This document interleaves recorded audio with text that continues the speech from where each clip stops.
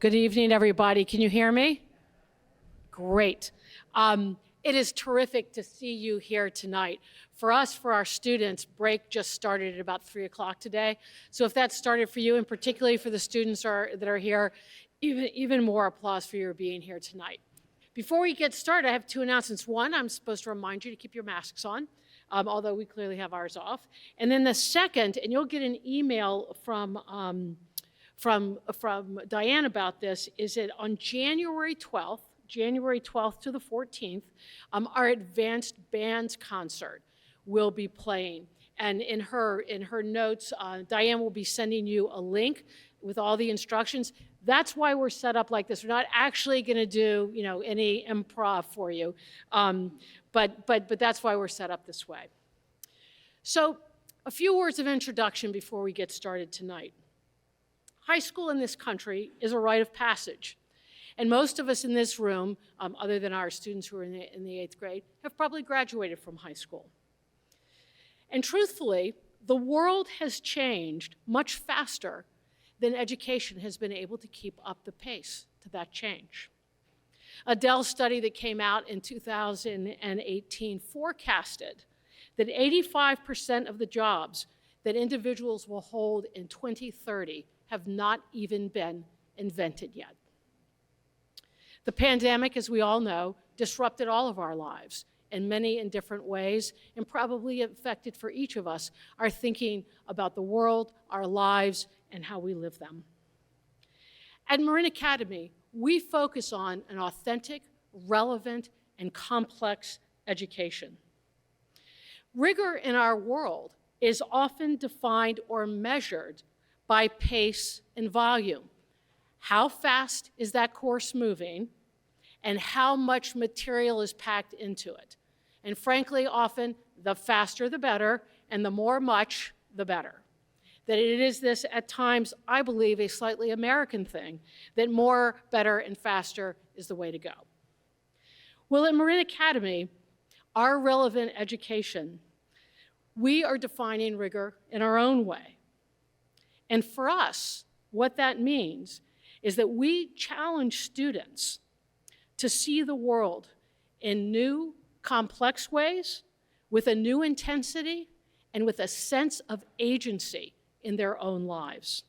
So for us, our most rigorous courses are about making sure that our students have the tools to engage in this world. Tonight, you'll have the opportunity to understand from the on-the-ground experts the full depth and breadth of Marin Academy's academic program. I hope that you will see how it prepares our students for both the near steps of going through high school and going to college, but even more importantly, for those far steps about how they enter into the world as individuals who are there to work, to live, and to make a difference. Because an MA education is, in fact, for life. Now, one of the great things that I get to do on nights like this is to introduce 3 people who have made a transformative difference at our school. First, Katrina Wenzel, our academic dean. Second, and most closest to me, Stella Beal, our dean of faculty. And in the red MA sweater is Lynn Hansen, our dean of students. Now, Lynn's not staying because there is a dance up in the gym, the first one in 20 months. People are pretty darn excited about it, and really excited about it. And so she's off to do that. But please sit back, relax, and come to understand fully what an MA education is. Thank you so much for being here tonight.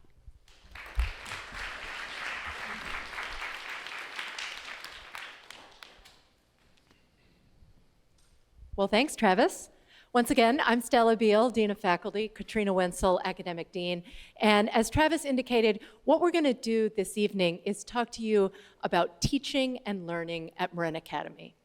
And more specifically, we're going to talk to you about the program that we have built over the last decade or so, with a real focus on the last 5 years. And these 5 years are important because we are currently halfway through an ambitious 10-year strategic plan that has critically informed what we do in the classroom and beyond. And we're going to talk about goals 1 and 2 of that strategic plan. Goal 1, encouraging us to articulate, to refine, and define Marin Academy's progressive educational model for the 21st century. And its partner, Goal 2, which encourages us to build our diverse, equitable, and inclusive community. Now, I want to acknowledge before we get started that one of the things that Katrina and I are not going to do is take you through the full scope and sequence of every course offering here at MA. However, if you're interested in that, you can find it on our website. We're also not going to talk about the details of particular courses. Instead, what we're going to offer you is a behind-the-scenes look at how we created our program. We're going to introduce you to our philosophy, and we're going to provide you with some real-world examples of how this plays out, both in our classrooms and in the co-curricular program. A note about these 2 goals in our strategic plan. First, everything we do here comes from our mission. And although you've heard it, I'm sure, I'm going to read it. It's brief, which is Marin Academy asks every individual to think, question, and create in an environment of encouragement and compassion, and challenges each person to accept the responsibilities posed by education in a democratic society. So from that, 5 years ago, as Stella noted, we created our strategic plan. It is a 10-year strategic plan. We are halfway through. And what I want to point out about goals 1 and 2, some of the language directly from that plan. First, that we have been tasked to be the leader in Bay Area independent schools in delivering a distinctive educational program for the 21st century. Second, that our model will blend disciplinary, so think English and math and history, as well as interdisciplinary or multidisciplinary, the opportunities when those disciplines come together, and transdisciplinary, which we'll get into a little bit here, and to do so with continuous reflection and improvement at the core. And one thing I want to point out about that is that's what we ask of our students. It is also what we ask of ourselves as adults in the community. And lastly, not only will we build a diverse community and inclusive culture, but that we will include supports that are needed for that work. So again, about 5 years ago, the entire community came together to develop this strategic plan, which was an outgrowth of our mission statement. And at that point, we had our marching orders. And so what we did was what good teachers always do, and that is that we began backwards planning. And in order to develop and continue to progress our work, we needed to take into careful consideration what we know about what students need right now, and also what we know about what students need in the future, all within this context of best practices and research. So here's where Katrina and I are going to tell you a little bit about the thinking and the research and the information that informed the work that we created and the work that we do and the work that continues to grow on into the future. So starting with what we know about what students need right now. And a great deal of this comes from the most recent research there is in the areas of neuroscience, psychology, and education. And as many of you are probably well aware, we as human beings know a lot more about brain development today than we did 10 years, 20 years, 30 years ago. And this information is particularly relevant as we build academic programs and environments for young people.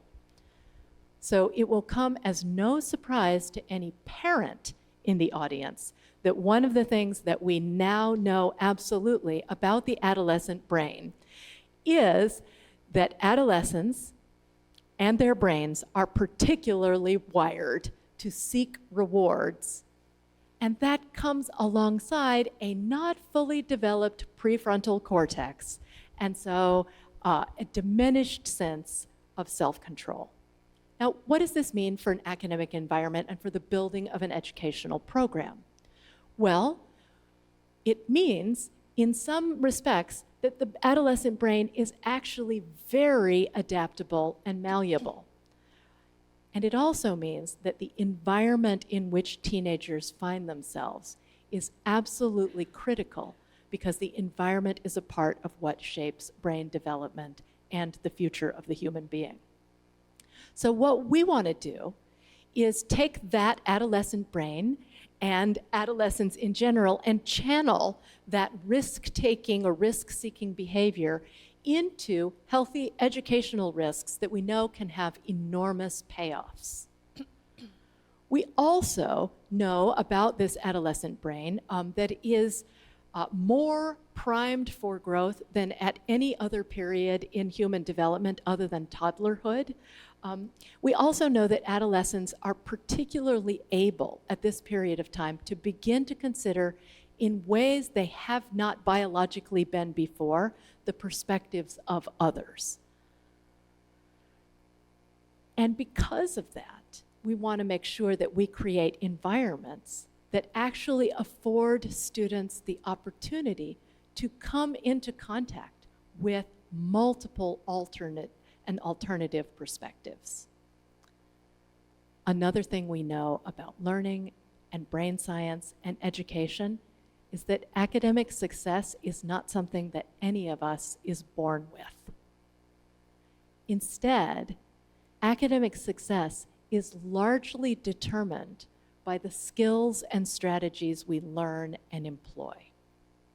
And so each of those things, about education, about psychology, about brain science, was actually critical as we began to think about this program that we wanted to build.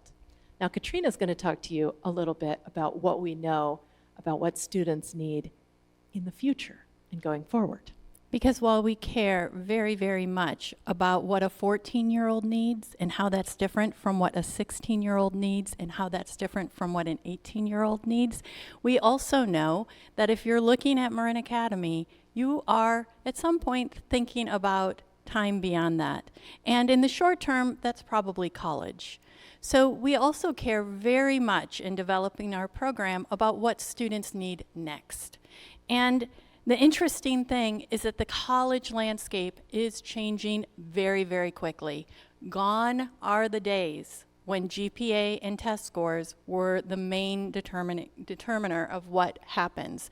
In fact, colleges are continually looking at ways to gather new information about students and who they are. The National Association of College Admissions Counselors surveyed right before the pandemic admissions officers to determine that 70% of them said that a student's character attributes were either considerably or moderately important in the selection process. And to put that into context, that is about the same rate as standardized test scores, and it is greater than the college essay.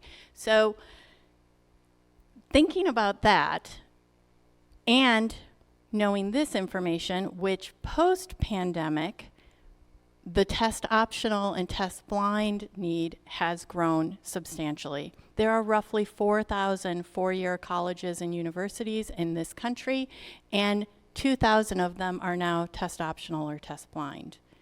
That has been greatly impacted by the pandemic, but as of now, very few of those colleges and universities are looking at moving that back. And to put a finer point on that, a lot of students around the Bay Area work with an organization, a test prep agency called Compass. Compass looks at 400 plus selective colleges and universities. Pre-pandemic, 65% of those colleges and universities required an ACT or an SAT score. Today, that has dropped to 18 total colleges and universities out of those 400 plus selective ones. 18 total, not 18%. And so we know that we have to look way beyond college tests or standardized test scores. Beyond college, we are very interested in what students need for the long term, beyond college. And we have a lot of information from the workforce.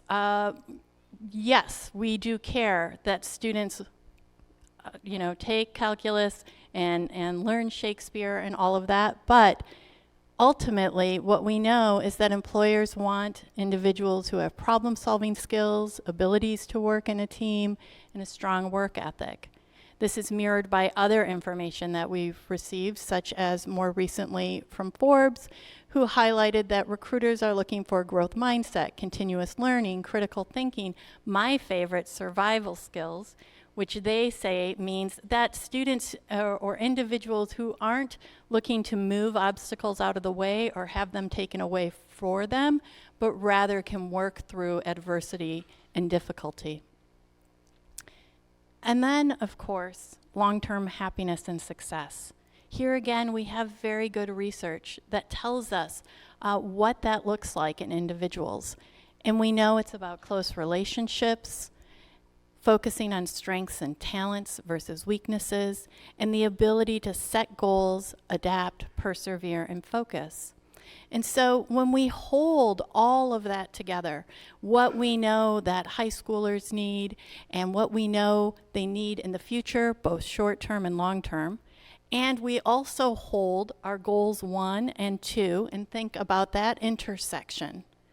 That is how we have developed our program. And our focus is in 3 areas: equitable grading practices, a transdisciplinary approach, and our school-wide competencies.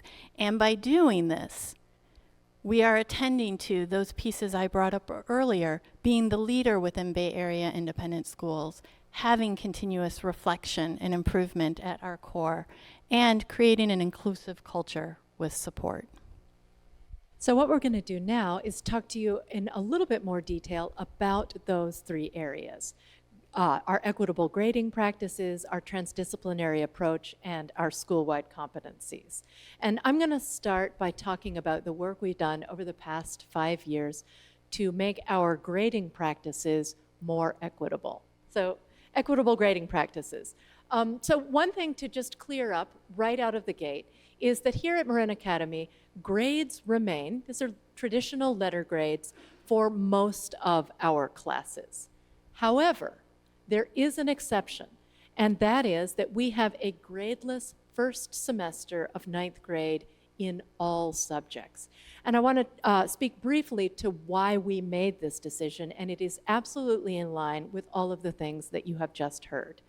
On average, we take our incoming class from approximately 48 different middle schools from around the Bay Area.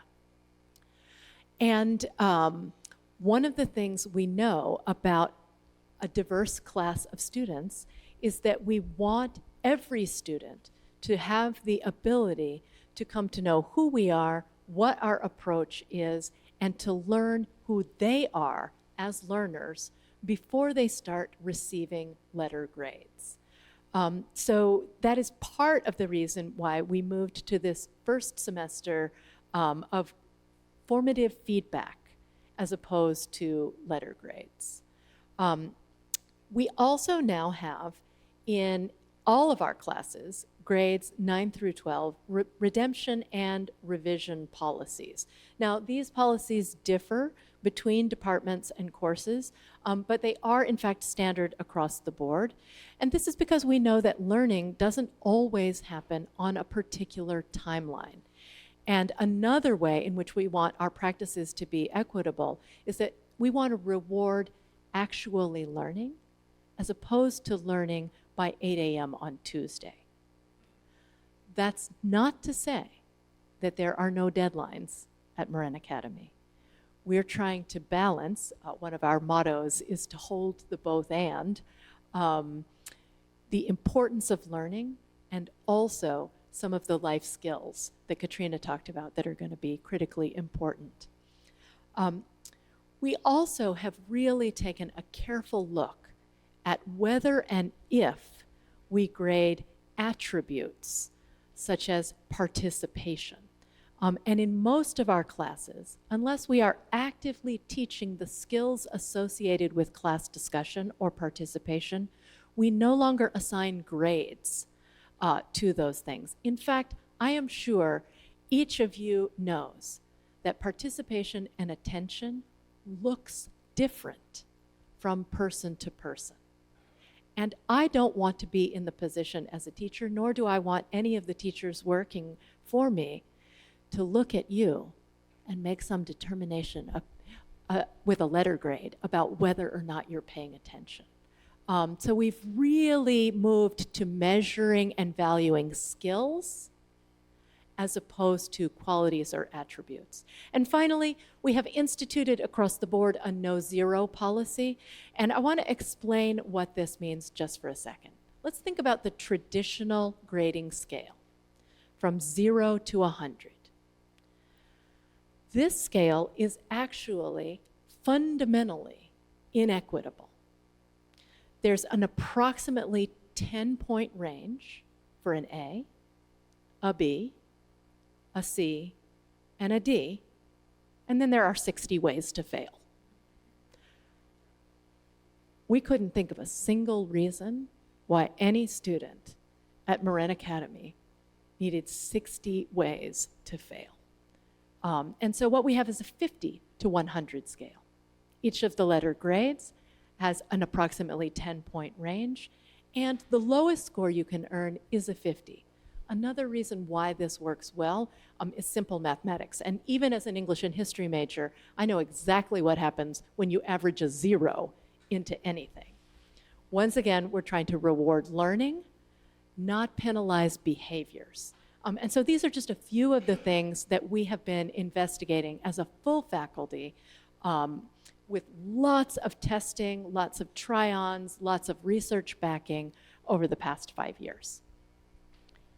I told you I would come back to this because it's a very jargony word, transdisciplinary, but it does mean something, and it means something very important to us here.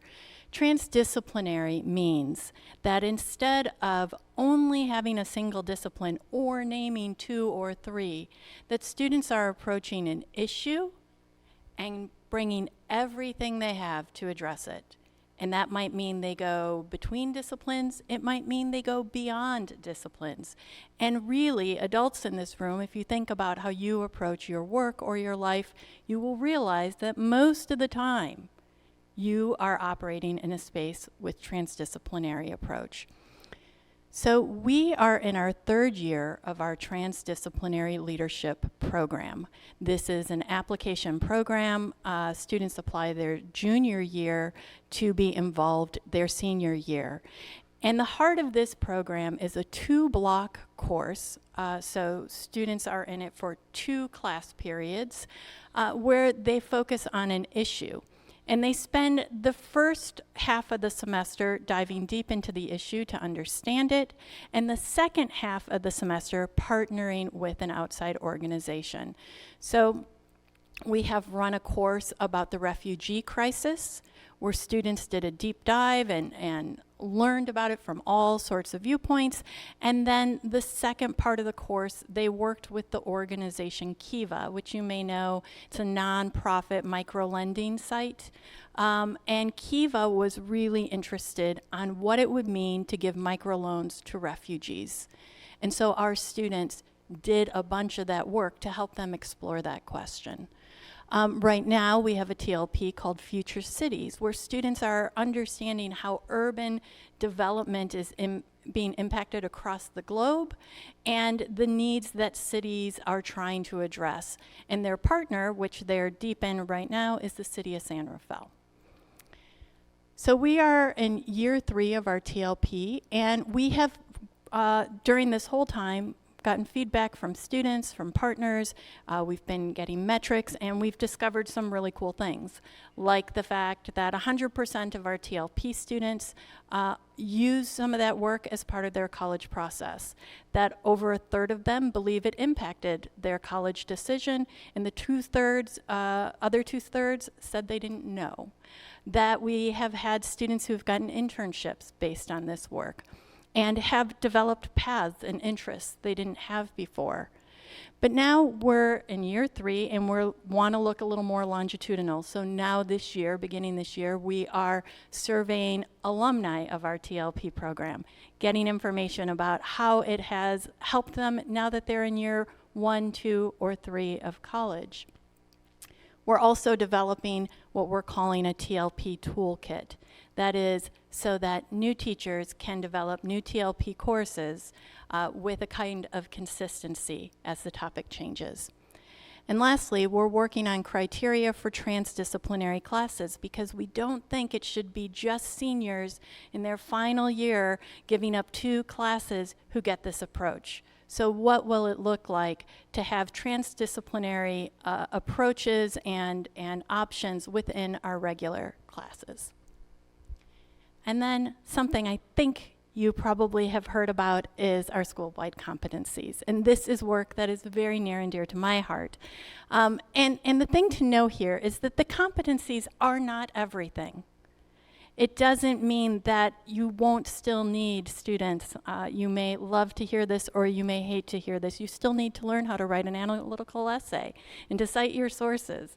And there are lots of disciplinary skills and interdisciplinary skills and content that is still important. But what they do represent is some school-wide agreement around the non-disciplinary skills that we see as essential to an MA education. They represent the things we hope that you walk away with when you graduate, saying, I can do that and I'm good at that. By naming the competencies and not just naming them, but actually digging deep and working with outside researchers to help us be very clear about not just feel good, but what does it actually look like and what skills do you need, we have develop structures and consistencies for our students and our teachers. We have specific skill rubrics to give feedback, and our teachers are working on their own competencies in developing these competencies in students. So what we're not going to do this evening is now share with you all of the rubrics associated with the skills associated with our competencies. Because that might just be a little much for a Thursday evening. Instead, what we thought we'd do is share with you some stories about the ways in which these skills, which are, you can see that each of our competencies has 4 research-based measurable skills associated with it. And what we thought we would spend the rest of our time with you doing is sharing a story of how one of those skills is made manifest in one area of our program. And Katrina is going to start us off with the skill of building awareness. So our competency of demonstrated empathy has a skill of building awareness, or specifically, I can build awareness and understanding across lines of difference. And as you can imagine, there are many ways in which students approach this. But the example I want to talk about today is in our 9th grade English class. So in our 9th grade English class, our students focus on 2 areas of this skill of building awareness. One is examining the ways in which their own identity and background influences how they walk through and see the world. The second is being able to explore an identity that is different from their own and build understanding and connection. So, how do they do this? Well, it begins by students reading the graphic memoir, I Was Their American Dream.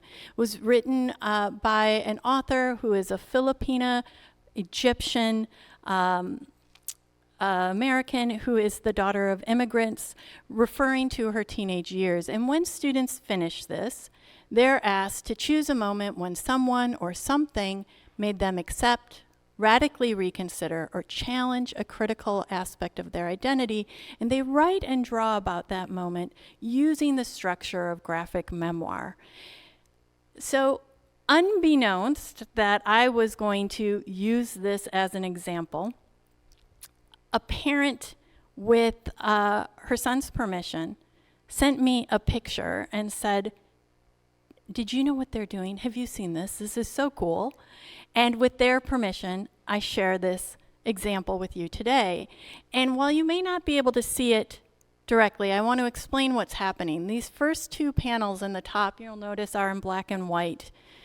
And here the student was writing and drawing about being in 6th grade and really struggling with the questions he was having and the wonderings he was having about fitting in and who he was and more.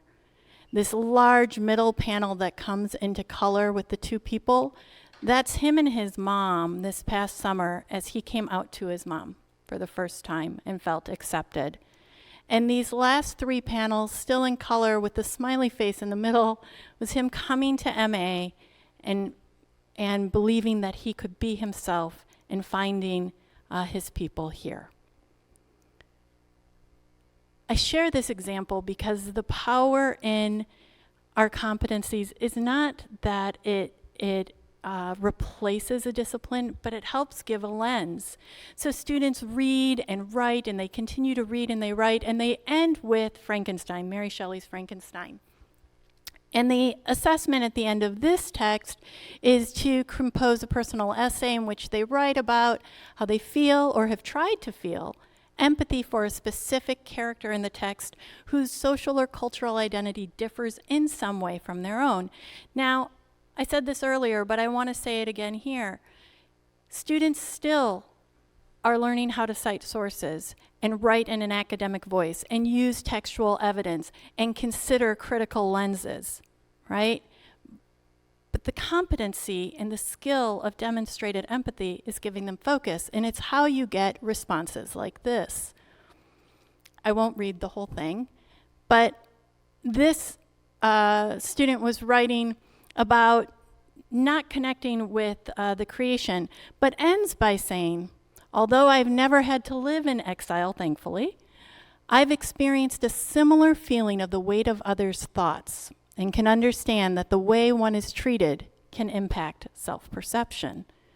And lest you think I found like the most brilliant student and used their example, I had so many examples to choose from. Here a student says, as a wealthy white man, I've always been told I could do whatever I wanted, but in a way similar to Victor, I wish to build my own success. Victor didn't want to be known because of his father's successes. Similarly, I feel like I can't just inherit the wealth my father has built. Students who identified with Elizabeth or the creation or Victor in various ways, even as they struggled to find that connection. Thanks, Katrina. So I'm going to take over and share a story about a skill called applying scrutiny, which is part of the competency imaginative curiosity. And you can see that each of these skills has a descriptor that's sort of student-facing. And so the descriptor here is, I can evaluate the reliability, perspectives, and motivations underlying information and ideas.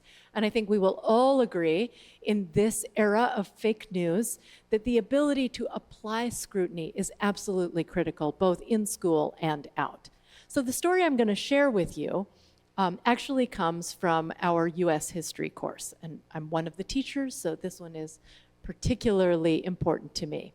We actually start emphasizing the skill of applying scrutiny on day one, when we ask students to consider what is the story of American history, and perhaps more importantly, how they think they know what the story of American history is. And as you can see here from this slide, we actually have students sort of interrogating the narratives that they have learned, both from the media and from families, classrooms, etc., to really think about this question of reliability, perspective, and information. In all of our history classes, not just US history, we actually give the students a tool so that they can understand more fully what it means to apply scrutiny. And this is a tool that we call OpCVL, which comes with a set of questions that students, or really any of us, can ask about any primary source that we encounter. We ask questions about the origin, the purpose, the context, the value, and the limitations of those sources. But the particular story or assignment that I want to share with you is one that we get to in about March, after we have finished studying the Reconstruction era in U.S. history. And it's a project we call the Legacies of Reconstruction. And what we're asking each student to do is to trace some legacy of Reconstruction era America from the latter half of the 19th century through the 20th century to today. And so students create an interactive museum exhibit with these three sources, each of which they have analyzed and scrutinized, and ultimately pull a through line so that we can understand today, from this vantage point, what are our inheritances as Americans? What is it that is the same here in the United States as it was in 1890? And what has changed? So one of my students decided that she was going to explore some legacy related to Native Americans coming out of the latter half of the 19th century. And the larger theme that she was looking at, the through line, had to do with theft.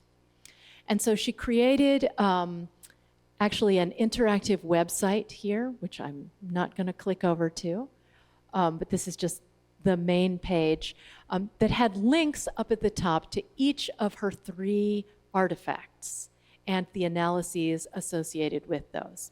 She started by looking at the theft of land and the Dawes Act in the Reconstruction era. And this was the act that oversaw the removal of many Native American peoples to reservations in this country. The second artifact from the 20th century had to do with boarding schools and the theft of children. And as I'm sure many of you already know, one of the grimmer parts of our history was that many children were taken from their parents and re-educated in these boarding schools. And so she was looking at that continuity, sort of theft of land, theft of children. And her third artifact turns out to have been particularly relevant. She was studying this last winter when she was looking at the theft of language and appropriation, and particularly at that place which many of you perhaps have been, formerly known as Squaw Valley. And so she was looking at that, I believe now Tahoe Palisades. And I think they're getting a lot of snow this weekend, so it should be good. But this is just one of the ways in which she and her classmates were applying scrutiny and pulling together the story of American history. Now, what did the students have to say about this work and about the emphasis on this particular skill? I can't stop telling this story without sharing some of this with you, taken directly from their feedback, anonymously offered to the U.S. history teachers. When asked about this learning and this project, students said, "The feedback is very in-depth, actionable, and constructive. I never feel overwhelmed, but I always have something to improve on." Another, "I know exactly where I can improve." And finally, "I loved this class. History has never been a class I enjoyed, and I felt engaged throughout this course and looked forward to each class." Okay, that one's less about the competencies, but I wanted to share it anyway. So transitioning here, this is a story that ordinarily our Dean of Students would tell, because the competencies are not just brought forward or made manifest in our academic classrooms. They're also part of our co-curricular and extracurricular world. We know that learning doesn't usually happen in a forum like this. Just because I say something and Katrina shares something with you doesn't mean at all that you're learning it. And so our classrooms actually look very little like what's happening this evening. We really have a student-focused, hands-on, constructivist approach to learning. This is in the classroom, and outside the classroom. And this story is a story about the skill of approaching challenges, which happens across the board and is part of the intellectual flexibility competency. But this story is actually one drawn from our outings program. And if you haven't heard about our outings program, I urge you to go and hop on the website as soon as you're home. It is an absolutely central part of what we do here and who we are.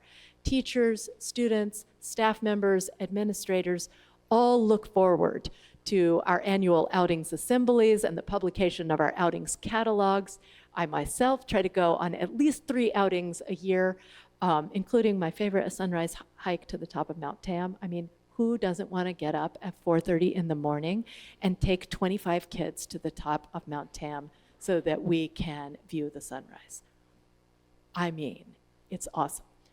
I'm not going to talk about that outing, however. I'm going to actually talk about a pretty significant outing, which was to the Big Sur area and involved an overnight and a particularly challenging hike. In fact, my understanding is that the hike that the students were doing was actually to the summit of a peak that is the highest in Northern California. Now, all the students were prepared for this. The leaders are experts. We're all highly certified in first aid and whatnot. There's a fair amount of pre-work that's done for these outings. And so the kids, the adults, everyone is ready to go. And then we got the weather report. And it rained and rained and apparently rained the entire time. It also turns out that there was a fair amount of poison oak,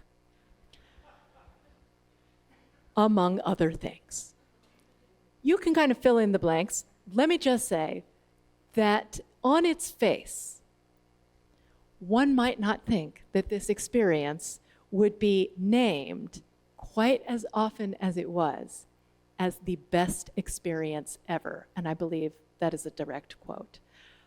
Because the students were particularly prepared and understood the ways in which strategically they could approach the challenges they faced and, in fact, make the most of them. And the last one I'm going to tell you a story about before I turn the microphone back over to Katrina is from our competency compelling expression. And the particular skill is communicating in multiple modes. As you can probably tell from this stage, we do a lot of communicating in many, many different modes.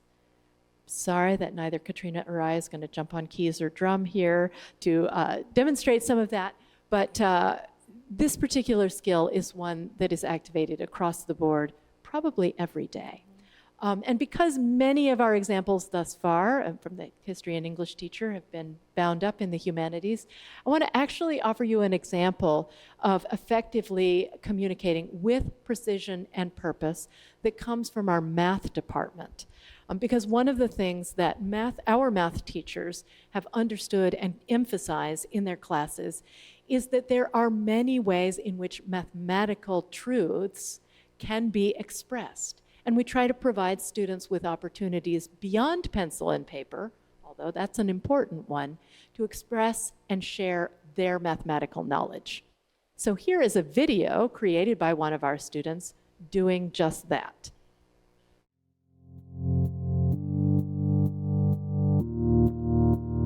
Video problem number 3. Write a cosine equation that produces the same graph as y equals 3 sine of 2, x minus pi over 2 plus 1.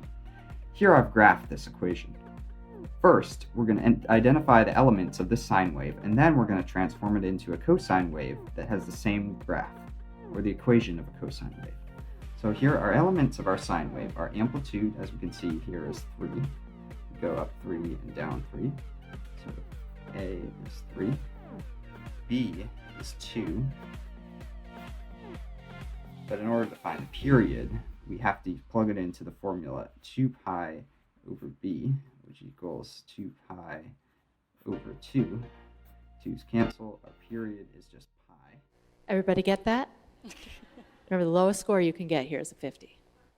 I longed for this kind of opportunity when I was in high school, not being a stellar math student.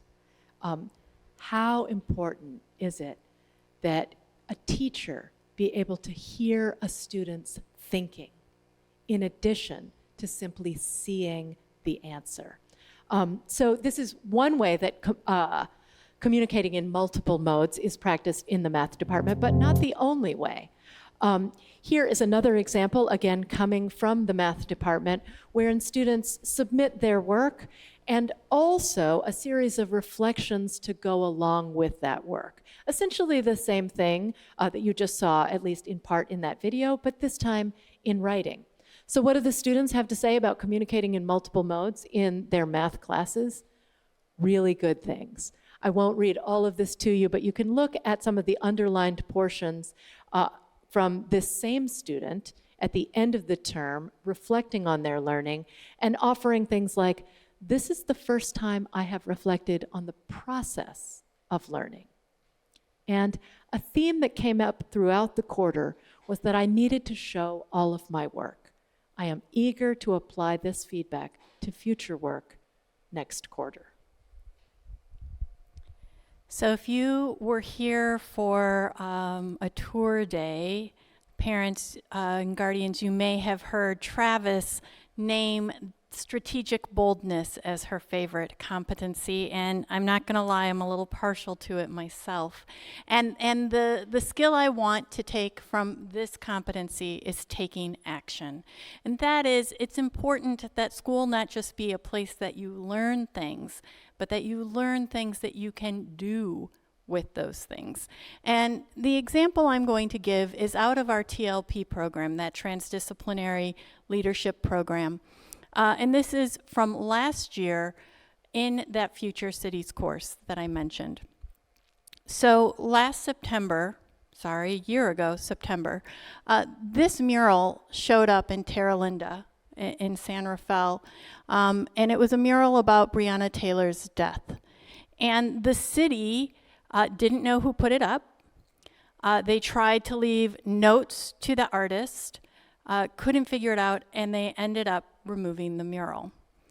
They posted this press release saying, balancing free expression and ensuring that the public space is maintained according to our policies can be hard.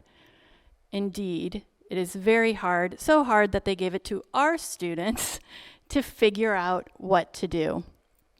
And so a group of our students from the TLP course worked with the city and came to this question: how do we support freedom of expression in public spaces, allowing for spontaneous public art while also following city guidelines and laws?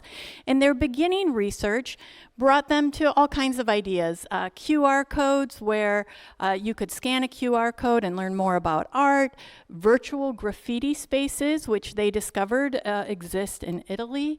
They thought about public expression zones where people could temporarily put things up knowing they were coming down.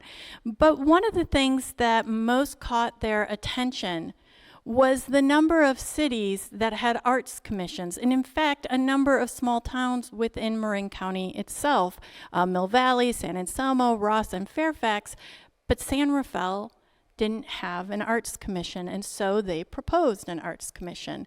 They designed a website, they designed materials, they designed surveys, all kinds of things, and proposed to the city that San Rafael should have an arts commission as part of their city council.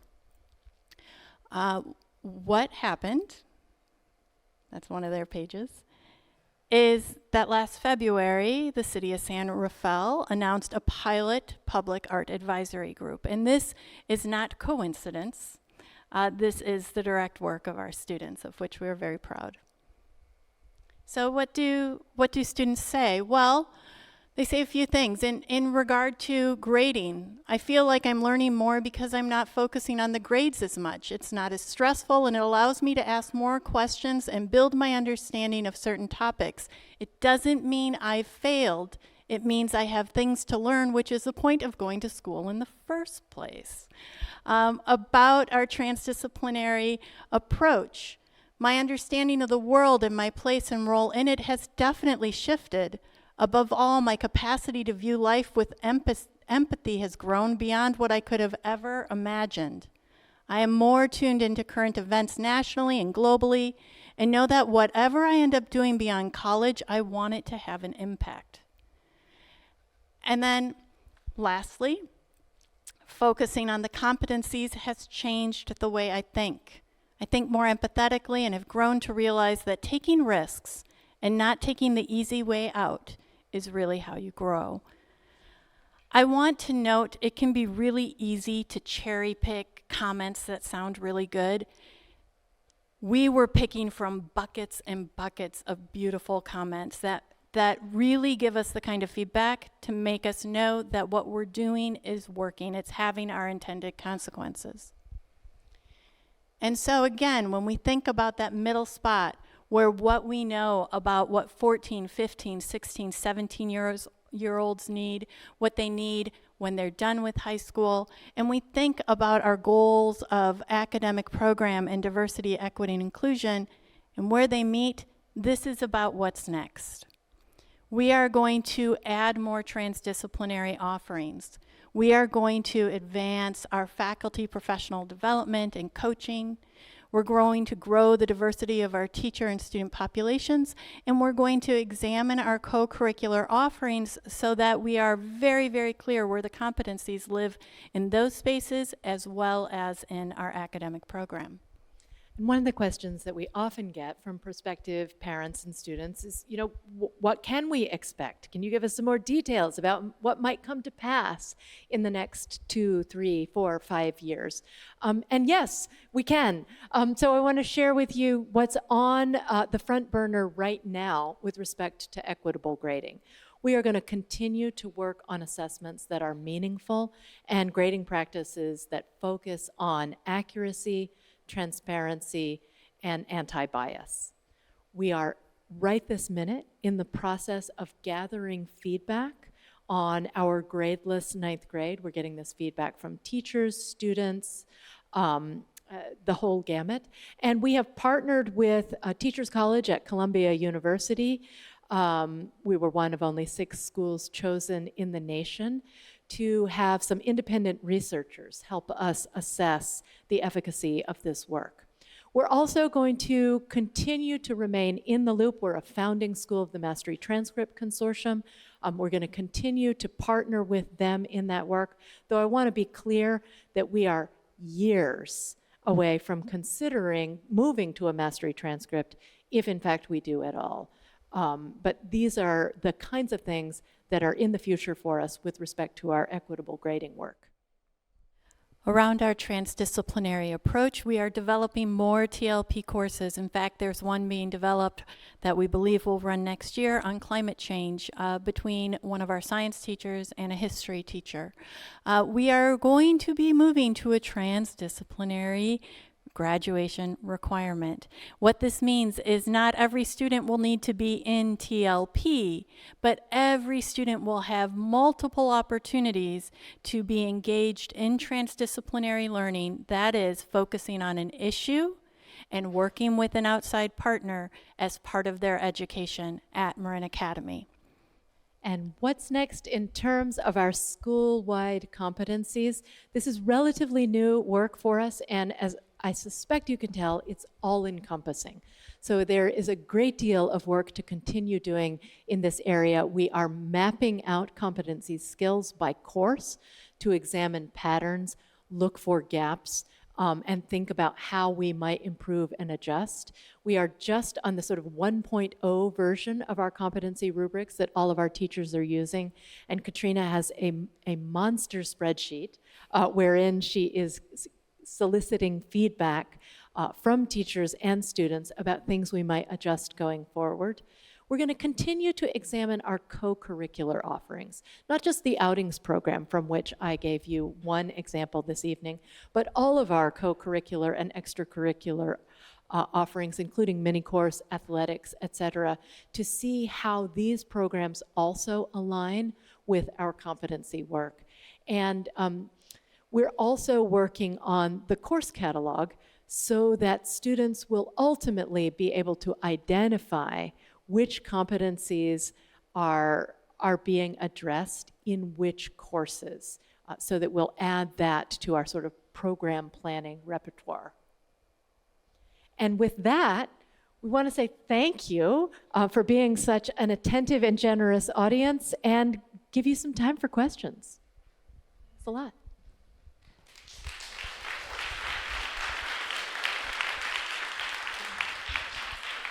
Thank you, Stella and Katrina. Hi, everybody. I'm Diane Boudroukas. I am the Director of Admissions here at MA and an MA alum. And I would love to call on you, and I'll repeat back the questions. So if you can't hear in the back, you'll be able to hear all the questions. Do we have any brave souls that want to start us off? Yeah, in the back. The question is about what are the similarities, differences, definitions of the TLP, the Transdisciplinary Leadership Program, and the MARC, the Marin Academy Research Collaborative Program? Great question. So these are two MA signature programs that are both application-based. The MARC program, which stands for Marin Academy Research Collaborative, right now lives in our science department. Students apply their sophomore year, and they make a 2-year commitment if they are accepted to novel research. That happens during the school day as part of their schedule. Junior year, they're learning a lot about experimental design, how to work with deep journal research, ethics, all kinds of things, finding their mentor, finding their project, and beginning their research, which they dive deep into fully their senior year with a goal of publishing. The TLP is a program students apply to their junior year for their senior year. I will say it is tough for students to do both, although we have one exception this year of a student who is managing both. So being in MARC does not preclude you from TLP, but students just within their schedule and their own capacity can find that quite difficult.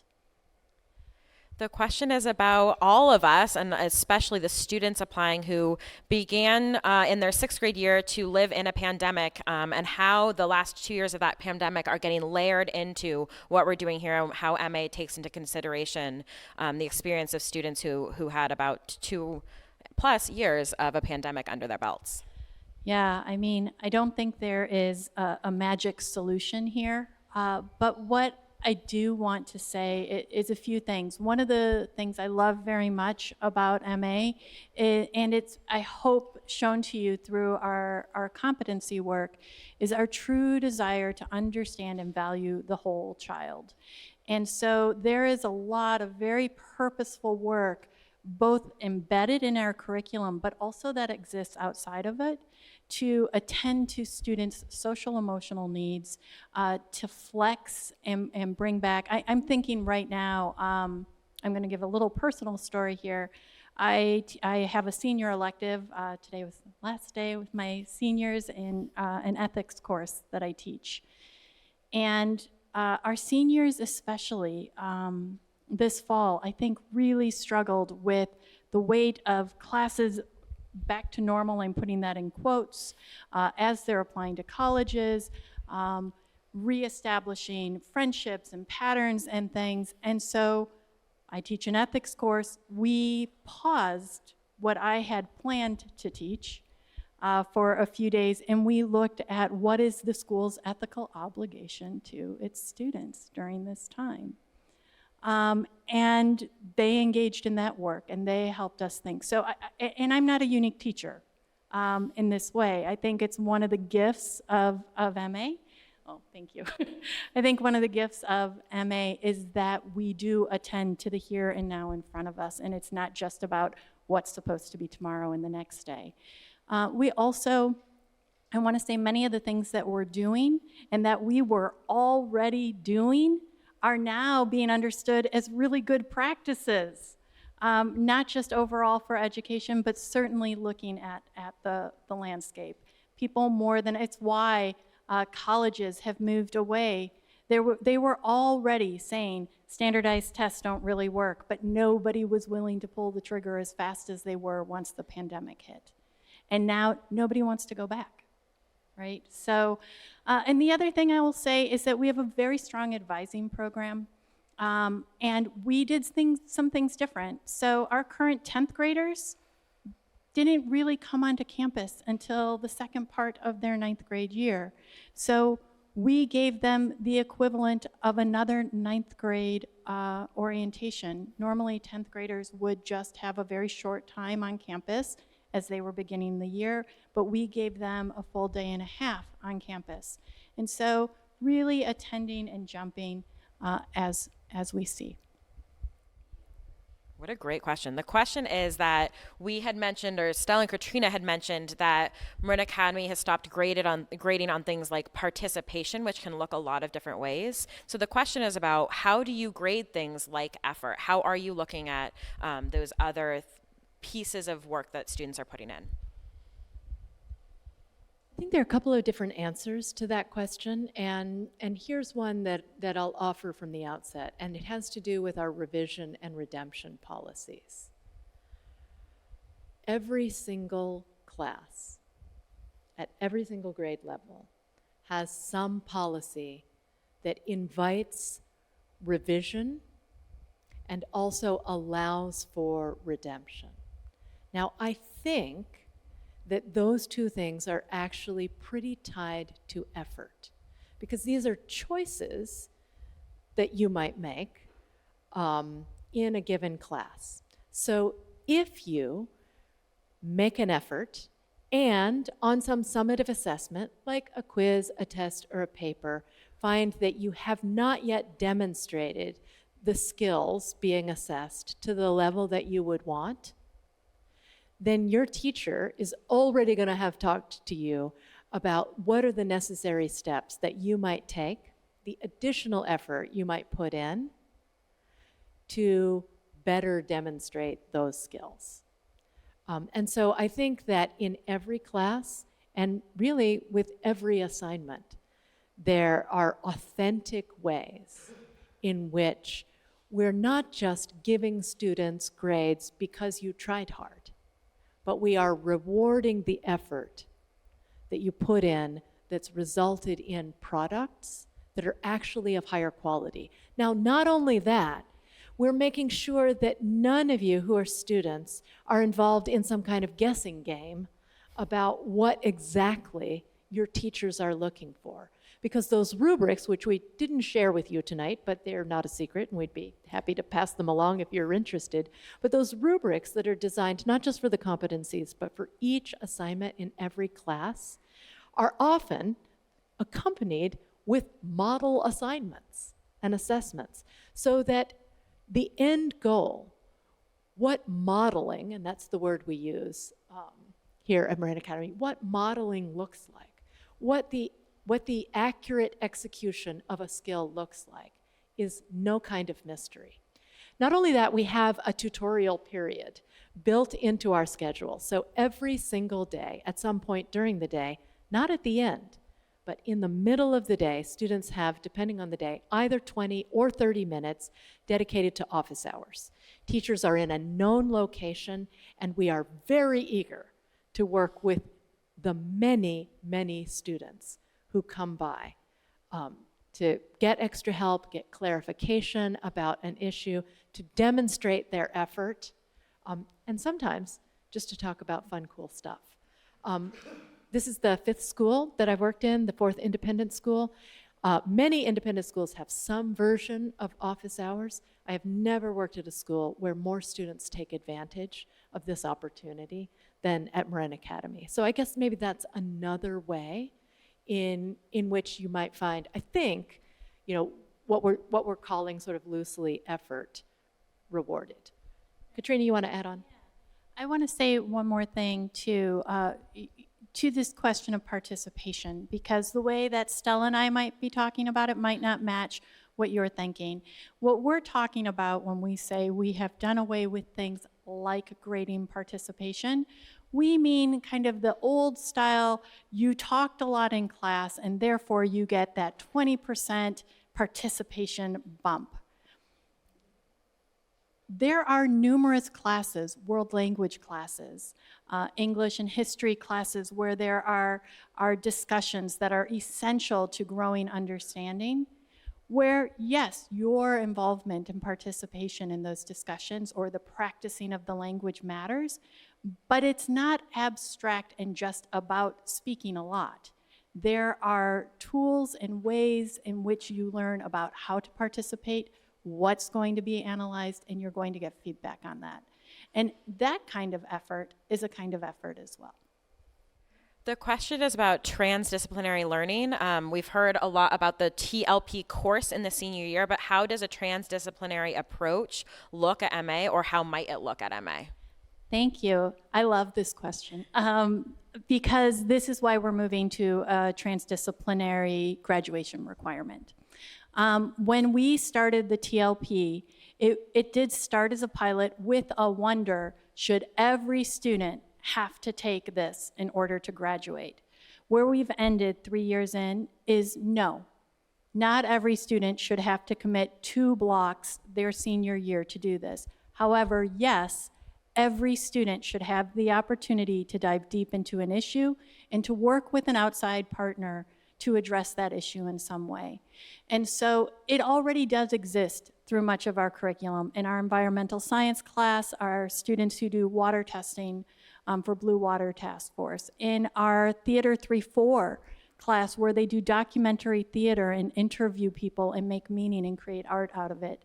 Our MARC program, our narrative nonfiction course. There are multiple courses where this lives, but one of our next steps is to really make it systematized, to examine, to make sure there are opportunities in every discipline, to make sure there are opportunities across every grade, and that there are multiple ways in for students in small and big ways.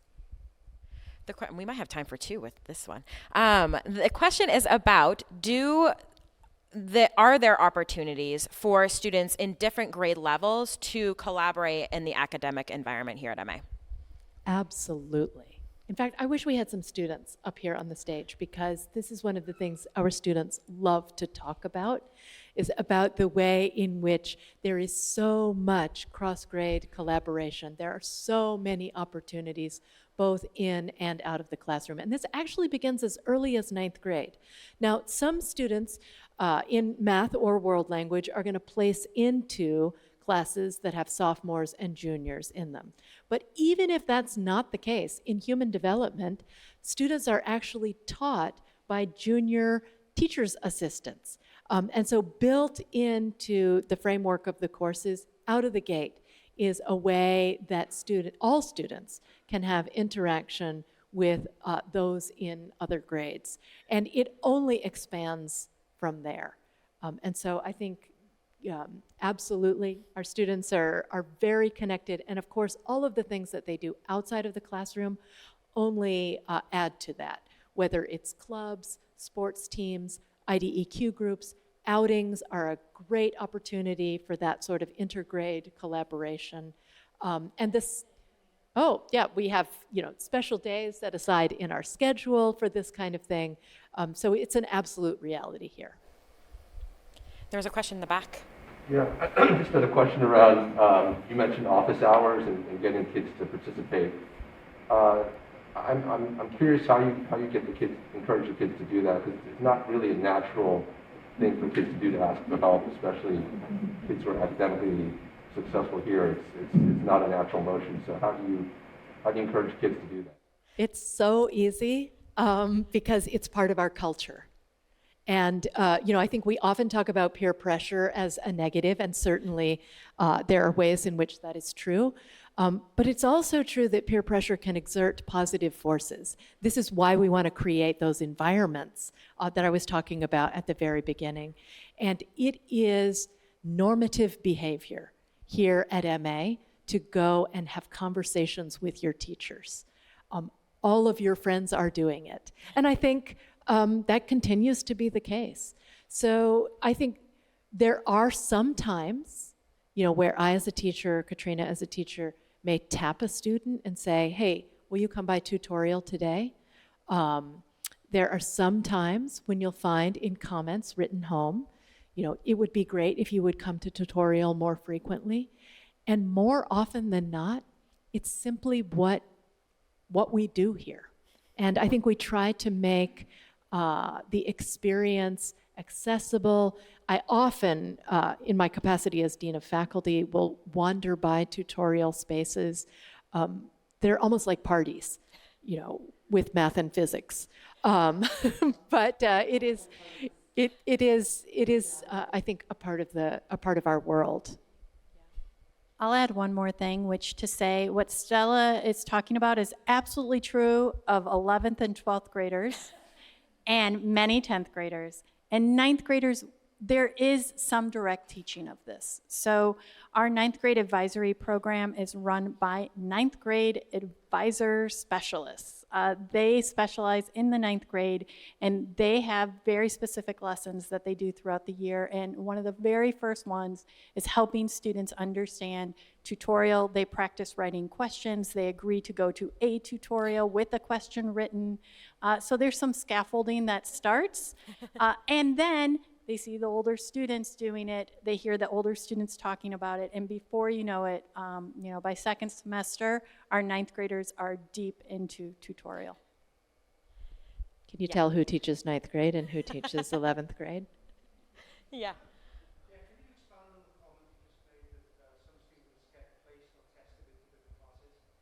The question is about placement testing. What courses do students place into versus are in? For students who are accepted to MA and choose to become part of the class of 2026, 8th graders, you are going to be wherever you are in the class of 2026. There is placement testing in the spring, in April, and every student must take a math placement test. And based on those results, as well as based on feedback from current math teachers, we place students in different math levels. World language is an option. Anybody can go into Mandarin, French, or Spanish level 1. No questions asked. You want to go into a level 1 in one of those languages, it's yours. But some students say, I've had a bit of a background. I want to see if I can place higher.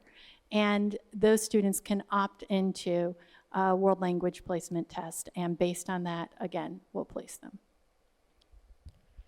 Thank you all so much for coming today. I'm realizing we should have given water to Katrina and to Stella, because Stella's correct. We do not often talk at people for this long at Marin Academy.